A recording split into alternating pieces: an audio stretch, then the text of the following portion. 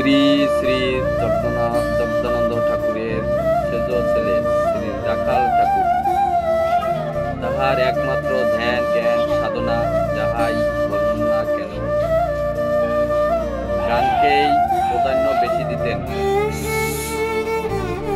আর এই গান নিয়ে পড়ে থাকতেন তাহার একাডেমির নচিকেতা শিশুদের নিয়ে। তাহার একাডেমির নাম হল ত্রিবেণী গণ সাংস্কৃতিক সংস্থা। আমাদের দাদা রাখাল ঠাকুরের একটা ইচ্ছা ছিল, তিনি একটি ক্যাফে খুলবেন। তাহার ইচ্ছা ভগবানের কৃপায় সফল হয়েছে।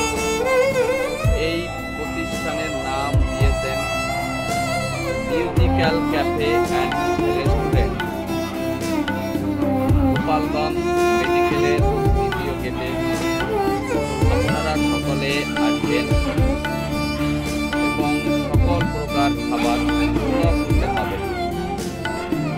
এর ভিতরের পরিবেশ অসাধারণ এবং এখানে আপনারা সেখানে অনুষ্ঠানও করতে পারবেন। আপনাদের জন্য দাদা করে দিয়েছেন। এই হলো ভিতরের পরিবেশ, অসাধারণ, এক কথায় বলতে গেলে অসাধারণ।